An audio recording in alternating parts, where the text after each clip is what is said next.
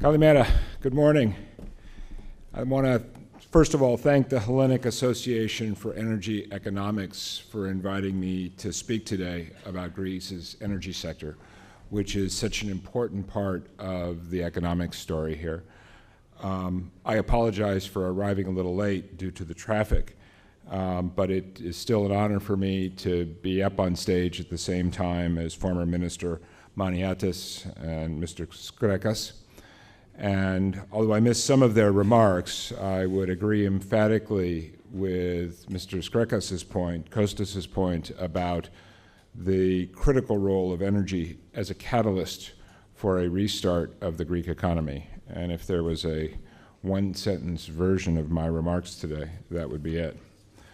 For years, Greece's economic crisis has dominated headlines around the world, creating a narrative here that the situation is hopeless.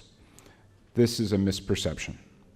Since I've arrived in Greece, it's been clear to me that the situation on the ground is very different from what it often appears in the news. Greeks have persevered through enormous challenges, through historic and unprecedented economic and social dislocation.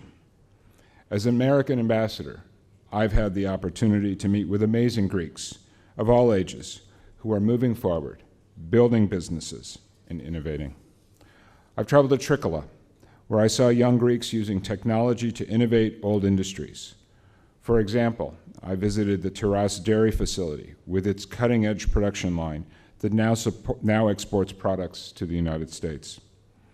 Across the length and breadth of this country, from Thessaloniki to Heraklion, I've seen Greek entrepreneurs working with cutting-edge technology to develop new products and new markets.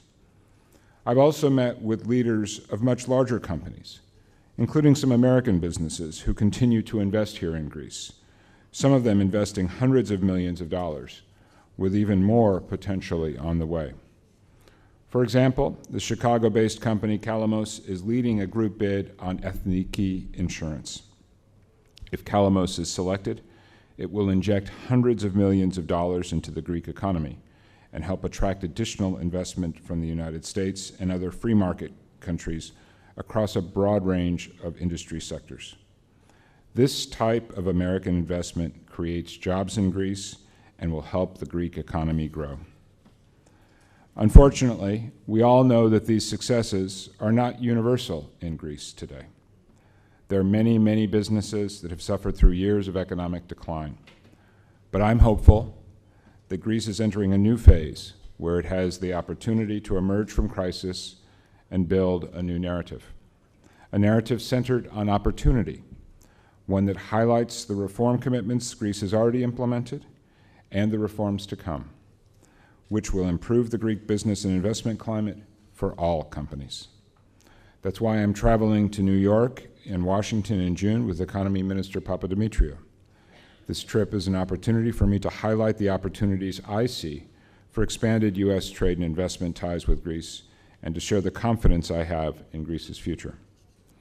We also want to underline the United States' support for Greece and the Greek people to end the cycle of economic crisis.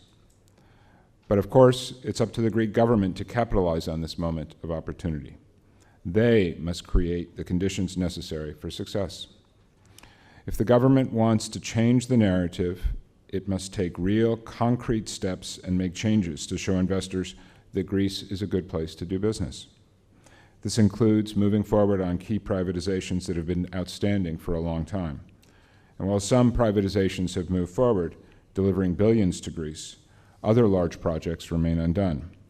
And the energy sector is one of the most significant areas where outside investment could create jobs and economic opportunity. Energy privatizations will inject much-needed investment and know-how into the energy companies that form the backbone of the Greek economy. Private sector projects, like TAP, are also critically important.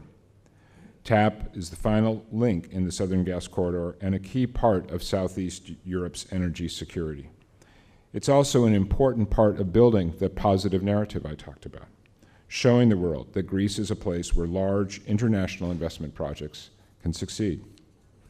It's been very impressive for me to see the strong political support for TAP across the government, and especially when I travel in northern Greece. Everybody there is focused on the positive, on the job creation that TAP represents, and on the potential to do even more. And energy investment is not limited to the natural gas market. Greece has been a leader in building renewable energy sources, developing expertise in the field that has allowed Greek companies to succeed around the world, including in the United States, where Terna, a Greek company, has built wind farms.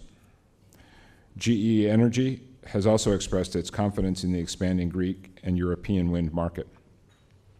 GE Power is leading the power generation market in Greece, with more than a 90% share in the natural gas generation installed base and a significant share of steam generation and environmental emission control systems.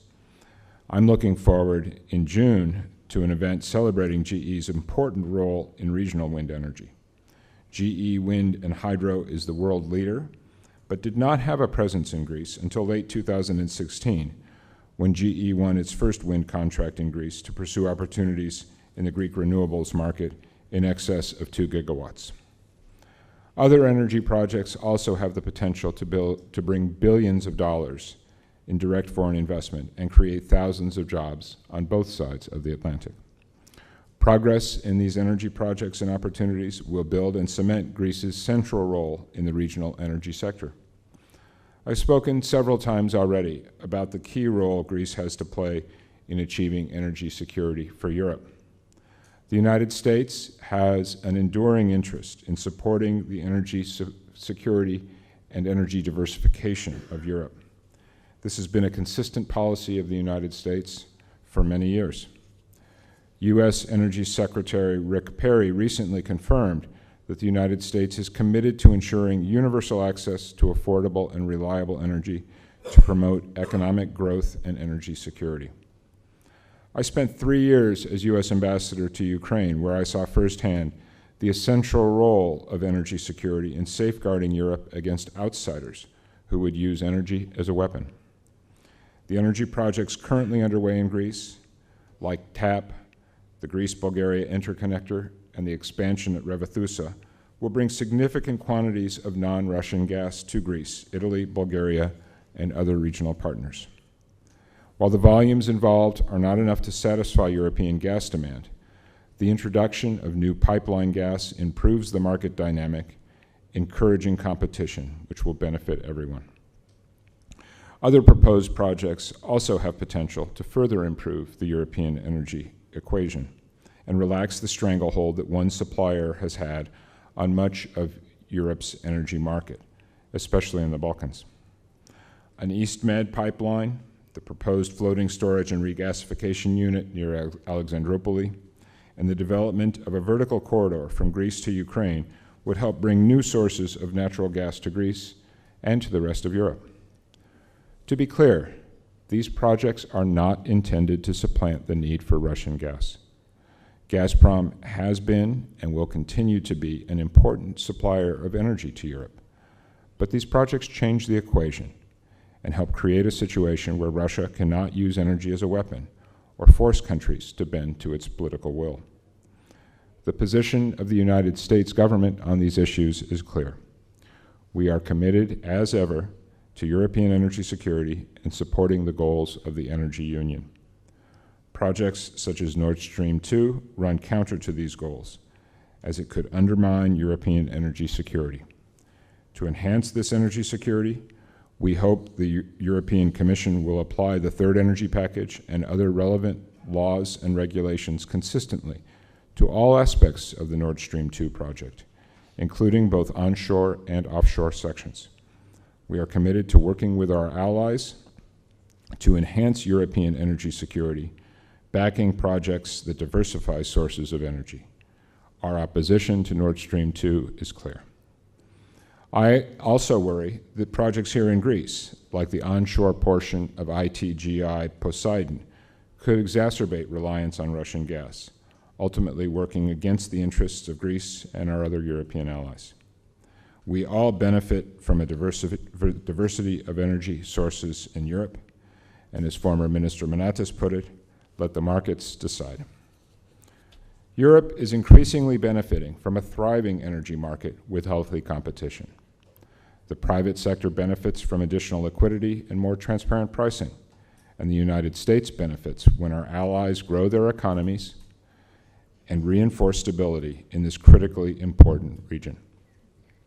Moving forward, there's a real potential for Greece to emerge as a significant European energy hub, and I hope one day as a destination for U.S. LNG exports, if available opportunities can be locked in. Development in the energy sector can drive the economy as Greece emerges from this crisis period and begins to lay the foundation for sustainable growth. With recent progress on the second review, I'm hopeful that this summer will mark a turning point for the Greek economy, with tangible results in employment and investment, particularly in the energy sector. My number one priority is to sustain the U.S. effort to spur growth and support economic recovery in Greece. The U.S. government will continue to work with our European allies to help Greece emerge from its long economic crisis and fulfill the promise and great potential I see throughout this country. Thank you very much. Ευχαριστώ πολύ.